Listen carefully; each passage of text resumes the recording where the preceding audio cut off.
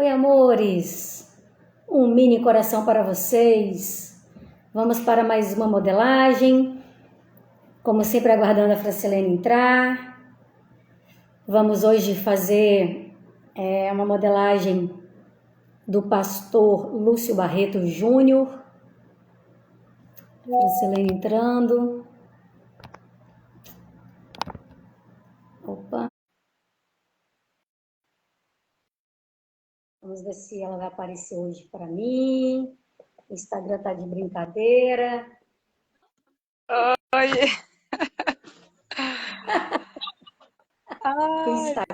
O Instagram está de brincadeira, sim, Eu tô te Francilene. vendo. Eu tô te vendo hoje. Ah, é palhaçada isso daí. Eu não tô te vendo. Sacanagem. Não acredito. Oh, meu Deus.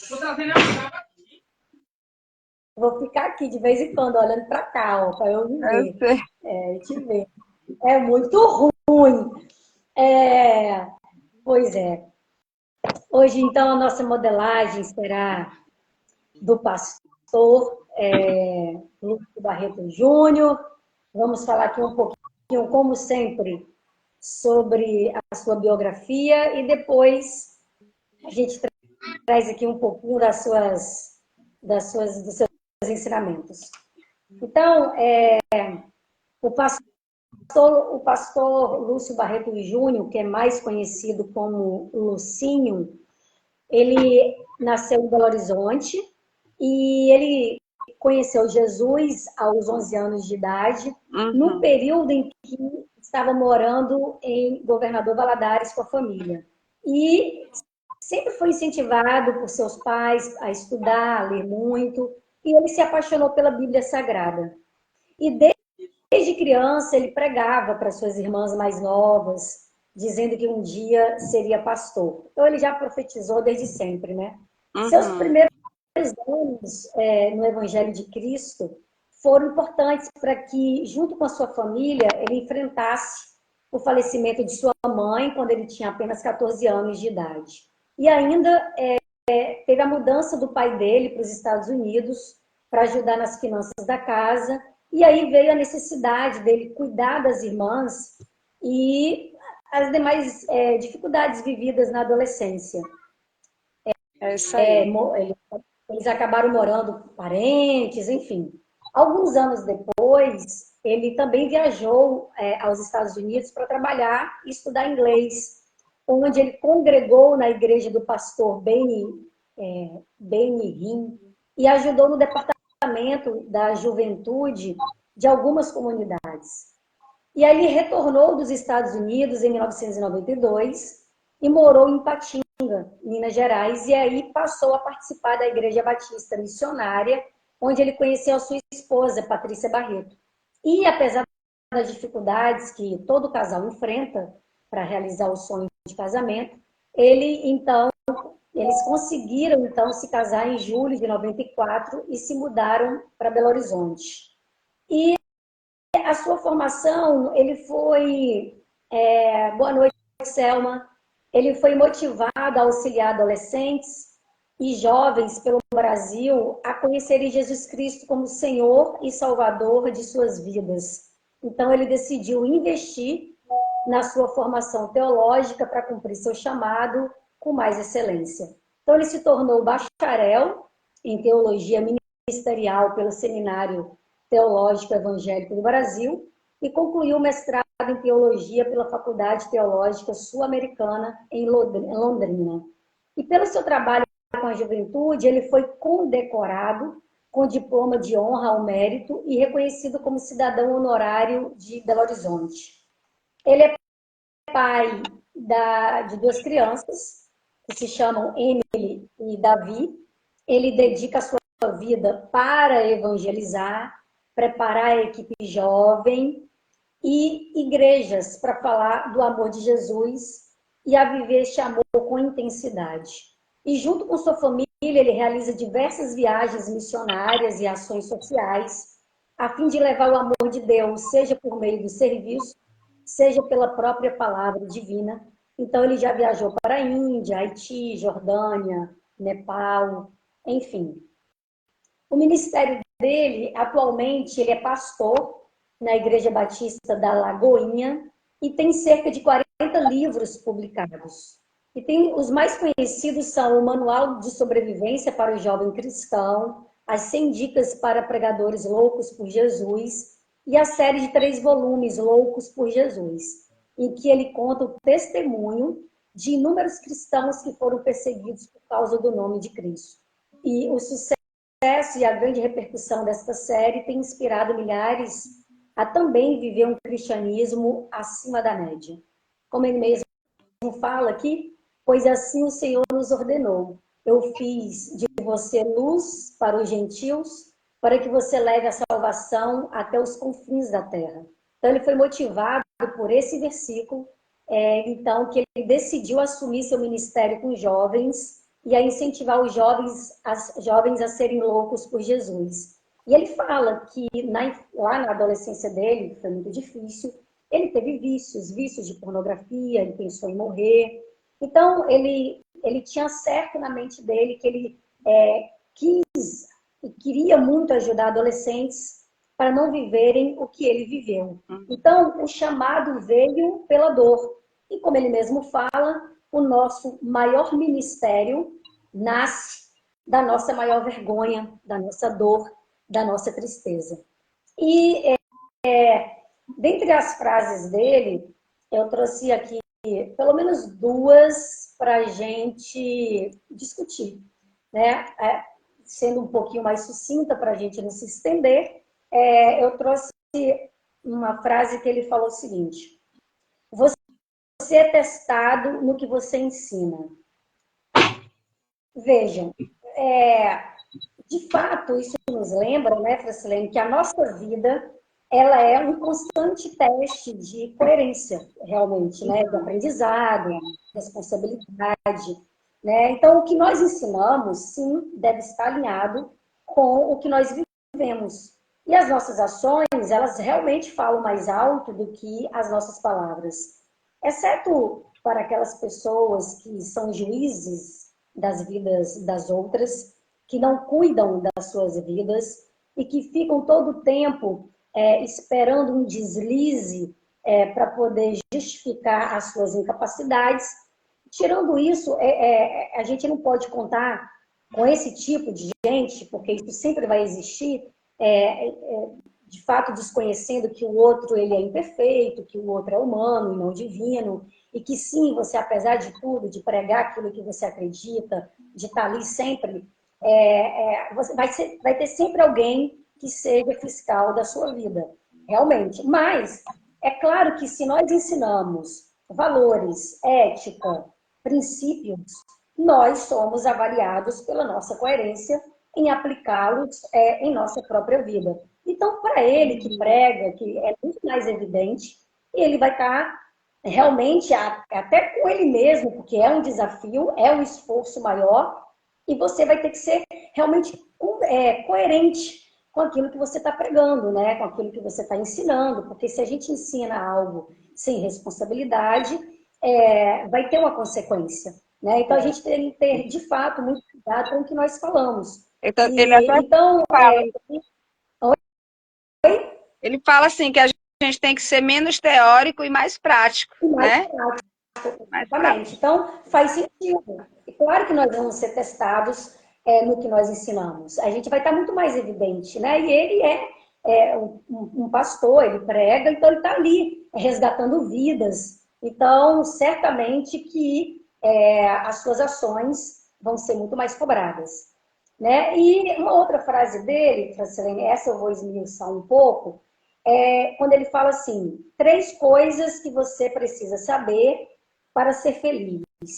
Quem é Deus? Quem é você? E qual a sua missão na Terra? Veja bem, quem é você? É claro que essa frase, ou essa pergunta, ela é bastante profunda e também filosófica, né? Então, a busca pela compreensão de nossa própria identidade é uma jornada que muitos de nós empreendemos ao longo da vida. Então, essa busca por entender quem somos envolve explorar nossas experiências, nossos valores, nossas crenças e também relacionamentos. Então, é uma jornada de autodescoberta que nos ajuda a compreender a nossa singularidade. É claro que a nossa identidade de origem, a gente já sabe, está lá em Gênesis 1:26. Mas nós estamos aqui para adquirir habilidades, capacidades, né, tudo isso, e isso tudo nos agrega. Então, a nossa identidade, ela é multifacetada, porque ela muda com base no contexto e nos papéis que nós desempenhamos. Sim, porque nós somos filhos, nós somos amigos, nós somos profissionais, nós somos cidadãos, e cada papel contribui para a nossa identidade.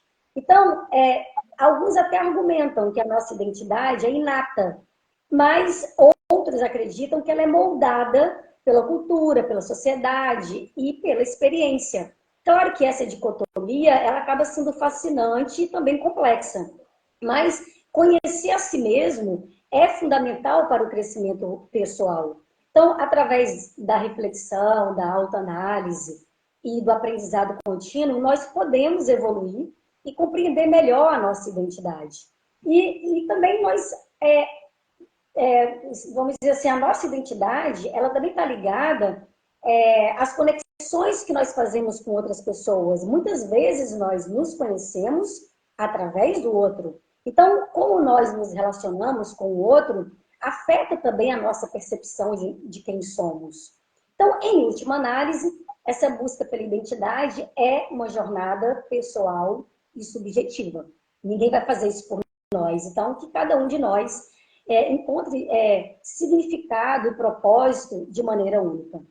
E quando ele fala que quem é Deus, veja, conhecer quem é Deus vai muito além de meras definições, né? Porque é uma jornada espiritual que nos leva a explorar a sua natureza, o seu amor e a sua soberania. Então, essa busca por essa compreensão nos conecta, sim, ao Criador e nos transforma profundamente.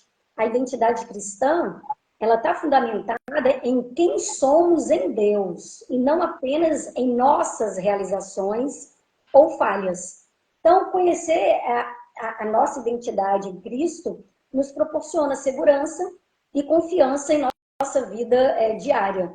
E aí a leitura da Bíblia, a oração, são ferramentas essenciais para descobrir nossa identidade em Deus. Então, o conhecimento de Deus, porque é o ser supremo, é o criador do universo, ele não tem princípio nem fim e sabe todas as coisas e tem o poder para fazer tudo. Então, conhecer a Deus é o alvo principal, né, da vida do cristão. E aí, como o próprio Jesus afirmou, que conhecer a Deus é a própria vida eterna, né? Então, o seu amor, ele é livre de condições e é independente de crença. E, por fim, qual a nossa missão na Terra? Né? Descobrir a nossa missão na Terra, na vida, é uma jornada significativa e também pessoal. Então, cada um de nós tem uma jornada única e entender nosso propósito pode nos guiar em direção a uma vida mais significativa e realizada. É quase que impossível se a gente não conhecer quem somos, né? Então, às vezes, a nossa missão ela pode estar relacionada a contribuir para o bem-estar dos outros, a cultivar relacionamentos significativos ou até mesmo buscar a autorrealização. Então, refletir sobre nossos valores, talentos e aspirações pode nos ajudar a descobrir por que estamos aqui e como podemos fazer a diferença. Portanto, que possamos, então, continuar explorando e buscando nossa missão nessa terra com coragem e com curiosidade. Eu trouxe essas duas frases dele com essas minhas considerações. E aí, você complementa para a gente, Francilene. Eu achei bem interessante, né? Nas últimas modelagens eu não o conhecia, né? Vim saber dele agora, né? Sim. E eu achei assim maravilhosa a paixão que ele tem pela pregação do Evangelho, por acolher, né, principalmente os jovens, como ele falava que teve toda uma história, né, de sofrimento lá no início da sua vida, de perder a mãe, ter que virar adulto em uma semana, né, como ele falava em uma das que eu vi, ele falava assim, que teve que virar adulto em uma semana. E depois todos os problemas de adolescente vieram em dobro para ele, né? Então ele experimentou droga, pornografia e enfrentou todos os problemas, né? De um jovem sem alguém para guiar e que se perdeu, na verdade, por um tempo. E ele usou isso para ajudar os jovens, né? E ele fala que a história dele, e quando você vive um dia mal, dependendo de como você encara esse dia mal, você pode edificar ou destruir vidas. E ele aproveitou os dias maus que ele teve para agora edificar vidas, né? Ajudar jovens, ajudar adolescentes a entender os conflitos próprios da idade. Então, ele diz não seja refém das circunstâncias. E é muito interessante isso, né? É não ser refém das circunstâncias, é usar a sua história, como você falava, e a gente tem escutado, né? Que o nosso propósito tem a ver com os nossos bloqueios, com aquilo que nos bloqueou, com aquilo que não entendemos, né, que passamos, que no período não entendemos o porquê. Mas que a gente possa usar, né, como ele falava assim, e eu vi assim, a paixão que ele tem por Jesus Cristo, assim, me encantou muito nesse sentido. E ele fala sempre que devemos convidar o Espírito Santo para voltar nas áreas não tratadas dos nossos problemas emocionais e queimar tudo que não presta para que a gente possa ser usado por Deus. Porque quantas coisas ainda nos bloqueia, nos trava, e é preciso realmente, com o Espírito Santo, deixar com que ele vá nessas áreas que talvez você não consegue ir, que você não entende, porque que não consegue ter certas mudanças. E então, ele falava muito, né, que são nas crises que se revela o caráter, né? Então é preciso realmente você saber passar pelas crises, você entrar de fato na crise da sua vida para que você vá encontrando resposta. E assim, quando ele fala de Cristo que morreu por você, e isso tem não tem como contar, não tem como medir esse, esse amor de Deus por cada um de nós. E quantas pessoas estão em crise diante das dificuldades e não sabem a resposta, porque de fato não encontraram ainda a resposta que só se encontra em Jesus Cristo. É nele que se encontra a resposta para tantas perguntas, para tantos questionamentos, para tantas dificuldades. E assim como ele falava, a história ela tem sempre um porquê.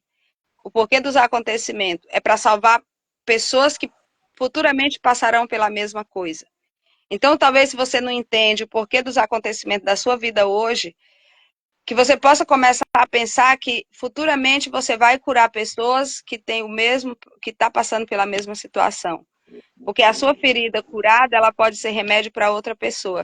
E isso que ele deixa bem claro nesse sentido, e porque ele fala também, né, que a laranja ela só dá o melhor dela quando ela é espremida. E de fato nós precisamos passar, uma forma de Deus talvez se aproximar, de Deus clarificar algumas questões, é através das dificuldades, não que Deus seja mal, no sentido, eu quero que você sofra. Não, Deus não é assim. Mas as consequências, os acontecimentos da vida, que às vezes tem a ver com a vida de outra pessoa, mas tem consequências sobre a gente, às vezes serve para nos aproximar de Deus, através de um grande acontecimento que nós não entendemos. E que possamos olhar o acontecimento da vida como algo para curar pessoas depois, para ajudar pessoas, como ele tem feito, né? E porque o cristão é esse que quando ele vence o mal, Cristo é honrado por causa disso. Quando você vence, quando você consegue passar pela situação de crise, de dificuldade. E é preciso tirar dessa fraqueza a força, porque já diz na palavra que quando eu estou fraco, é aí que a força de Deus se manifesta. E então eu achei muito interessante esse amor que ele tem por Jesus Cristo e pelas pessoas, porque tudo é em função dos outros, não é só sobre nós. Os acontecimentos, as coisas, às vezes não é sobre nós, mas é sobre quem nós vamos ajudar depois com aquilo que aconteceu. Então, quem dera se as pessoas todas entendessem o porquê dos acontecimentos, entendessem assim, tivesse essa clareza de que o que está acontecendo comigo vai ser sempre em função de alguém que eu vou ajudar depois, né?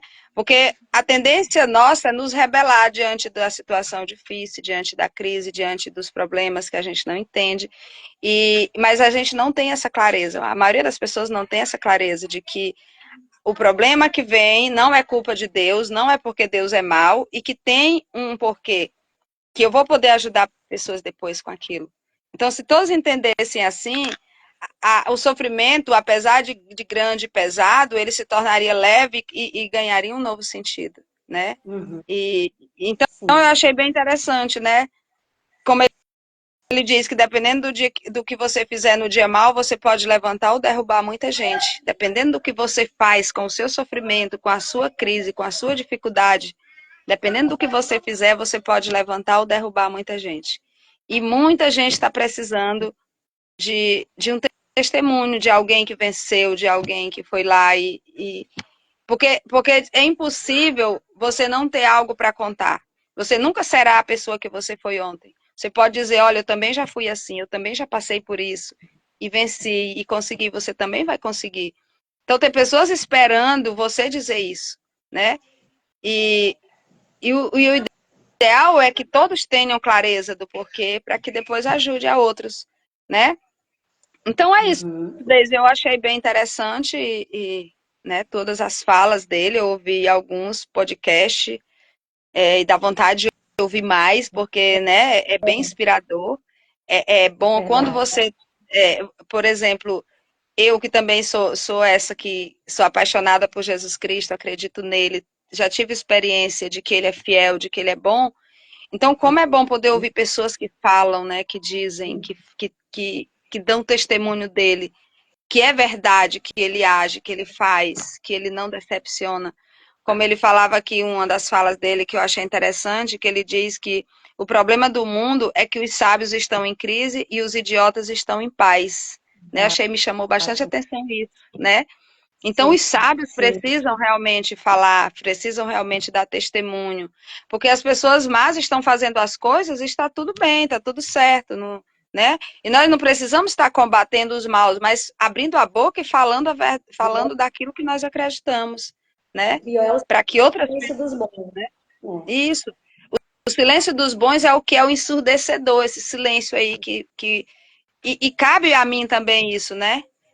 Em quantos lugares eu tenho me calado, em quantas oportunidades eu tenho ficado quieta, e às vezes é preciso, né? Não ficar tranquilo aí. Então, acho que isso eu achei bem forte, essa modelagem dessa semana relacionada, né, nesse sentido. Isso que você falou dos sábios que estão em crise e os idiotas em paz, é uma reflexão interessante sobre a condição humana, Francilene, porque ela sugere que muitas vezes aqueles que são mais conscientes e perspicazes, eles podem enfrentar dificuldades e conflitos internos, enquanto que os menos atentos ou os ignorantes podem viver suas vidas de forma mais tranquila e despreocupada. Então, às vezes, a sabedoria traz sim consigo o peso da responsabilidade e da compreensão, enquanto que a ignorância ela pode proporcionar uma sensação de alívio e despreocupação. No entanto, é importante lembrar que a verdadeira sabedoria não está apenas em conhecer. Nós já falamos sobre isso aqui, mas também em agir de maneira compassiva e construtiva. Talvez em algum lugar entre a crise dos sábios e a paz dos idiotas, nós possamos encontrar um equilíbrio que nos permita crescer, aprender e viver de forma significativa. Então, a diferença tênue entre nós e um criminoso, por exemplo, é a consciência. Porque uma palavra mal pronunciada, a gente nem dorme. Eles não, eles fazem atrocidades, eles dormem, sonham, babam, né? E simplesmente está tudo bem. Então, realmente a gente precisa encontrar esse equilíbrio. E assim, outra coisa que a gente também tem ouvido bastante, quando você falou que as crises, em relação às crises, que as crises revelam o caráter, sim, e eu acho isso bem forte mesmo, porque as crises têm esse poder de revelar aspectos profundos do nosso caráter. Porque quando nós enfrentamos situações difíceis, nós somos confrontados com escolhas e decisões que revelam quem realmente somos. Então, a adversidade, ela é como um cruzamento de caminhos, onde nós somos forçados a escolher entre caráter e compromisso. E cada vez que nós optamos pelo caráter, nós fortalecemos a nossa essência e mesmo que isso acarrete consequências adversas. Então, de fato, as crises não formam o nosso caráter, mas as crises revelam o nosso caráter. Então, assim, o caráter, ele não é apenas o que nós dizemos, é principalmente o que nós fazemos. E lá ele fala, complementando essa frase, Francilene, que as injustiças revelam o temperamento. Então, de fato, elas podem revelar aspectos também do nosso temperamento, porque quando nós nos deparamos com situações de injustiça, nossas reações e atitudes muitas vezes expõem a nossa verdadeira natureza. Porque sim, nós nos revelamos muito mais nas nossas reações. As reações revelam muito mais quem somos do que as nossas ações. Então, nós nos revelamos diante das circunstâncias. Então, as injustiças, frequentemente, elas provocam, por exemplo, emoções intensas, como raiva, como frustração, como tristeza, e essas reações emocionais podem revelar o nosso temperamento subjacente. Por isso que, de algum modo, elas nos despertam, porque despertam aquilo que nós temos que cuidar em nós. Como nós reagimos é um termômetro do que nós devemos cuidar em nós. Então, por exemplo, diante das circunstâncias ou das injustiças, algumas pessoas podem se tornar mais combativas, enquanto que outras podem se sentir desanimadas ou desiludidas. Então, a maneira como nós lidamos com as injustiças também reflete a nossa capacidade de empatia e compaixão. Porque, diante disso, nós podemos nos sentir profundamente tocados pelas dificuldades dos outros e agir para corrigir essas injustiças, ou nós podemos permanecer indiferentes e até mesmo perpetuar a injustiça. Então, tudo vai depender do que é revelado em nós. Então, eu achei essas frases dele um ponto assim aliás, vários pontos de reflexão para até mesmo para nós, vamos dizer assim, descobrirmos mais ainda a nossa identidade, porque nós nos revelamos de fato diante dessas circunstâncias. Então, como nós enfrentamos as injustiças, de fato revela muito sobre quem somos e como escolhemos agir diante das dificuldades da vida. Então, ele tem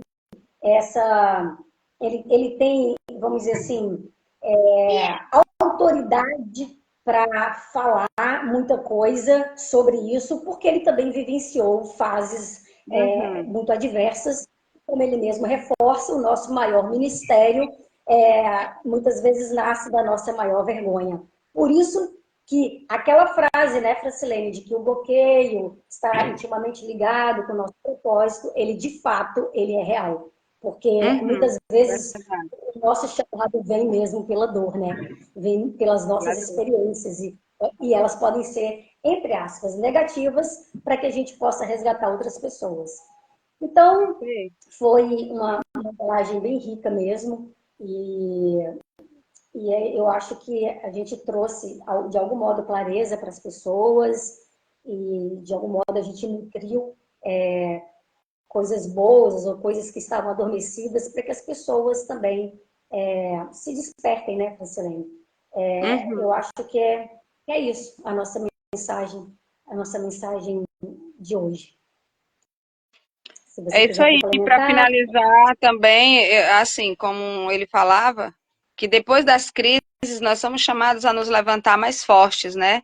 E uma coisa que me chama a atenção, que é fato isso, é que nas primeiras horas do dia, que a gente possa realmente procurar buscar o Senhor, já no início do dia, para que a gente possa sair blindado para enfrentar os desafios. Porque todos os dias, os desafios, eles são diários, né? Sim, Todos os dias. claro. Vai um e vem outro, vai um e vem outro. Não adianta a gente se iludir achando que claro que o hoje vai ser melhor do que foi ontem, nós podemos ter um dia melhor do que foi ontem, mas isso não quer dizer que não seja desafiador todos os dias. Então é preciso cada dia buscar o Senhor já no início do dia, pedir ajuda, pedir discernimento, pedir coragem para enfrentar os desafios que porventura acontecerão nesse dia. E para que a gente possa já sair blindado aí, né? Sair quem trabalha, quem enfrenta a vida na própria casa. E assim, eu convido você a ter coragem, a enfrentar os desafios, a se apoiar no Senhor, mesmo que venha as dificuldades, que você esteja com o ouvido atento. Porque diz que o diferencial do cristão é o discernimento, né? Então, saber discernir o porquê das coisas, para que aconteceu, né? O que o Senhor quer me dizer com esse acontecimento? Então, é preciso ter esse diálogo com o Senhor, com os acontecimentos, porque o Senhor, ele conversa com a gente também através da nossa história, dos acontecimentos da nossa história. Concretamente, a gente pode se encontrar com o Senhor através da nossa história, dos acontecimentos, e estabelecer esse diálogo com Ele. Senhor, para que essa situação? Por que aconteceu isso comigo? O que o Senhor quer me dizer com essa situação? Então, não questionar o Senhor no sentido de afrontar Ele. Que tanto que eu rezo, tanto que eu faço, o Senhor, não é nesse sentido. Mas ter esse diálogo para saber o que o Senhor quer dizer através de tais acontecimentos. Porque o cristão é esse que tem o discernimento, é o que dialoga através da história, dos acontecimentos diários, aquelas coisas que às vezes a gente não entende, não sabe por quê, mas o Senhor quer nos falar algo através dos acontecimentos da nossa história, do acontecimento com alguém da nossa família, do acontecimento com alguém próximo, porque aconteceu com ele, por que com ele não comigo, né, nesse sentido. E se eu estivesse nessa situação, que lição eu tiraria? Então é sempre ter esse diálogo com o Senhor através dos acontecimentos. E o Senhor responde, talvez não no momento ali, mas ele vai dando clareza. E isso é o que dá sentido. O sofrimento, ele só tem sentido quando você entende o porquê e aproveitar o sofrimento, a dificuldade para ajudar outras pessoas. Então, eu acho que é isso, que você possa estabelecer todos os dias esse diálogo com o Senhor diante da dificuldade, que o Senhor responde, e tenha coragem, seja forte, corajoso, como ele falou para Josué, porque o Senhor é esse que está sempre conosco, não nos abandona em momento algum. É só a gente confiar e deixar que ele vai cumprindo a sua promessa, né? A sua promessa de fidelidade. Então é isso, Deise, um abraço para você, um abraço para todos que entraram e que irão ouvir essa live depois, né? E um abraço para você especial nesse tempo aí que a gente tá juntas assim, né, fazendo nessa parceria. Isso aí, Francilene. Isso aí. Agradeço a todos também a presença.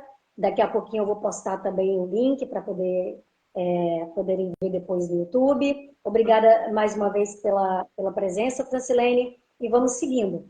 Vamos, como ele mesmo fala, ele pede para que sejamos donos das nossas emoções e que nos alegremos no Senhor. Então, é exatamente o que você falou.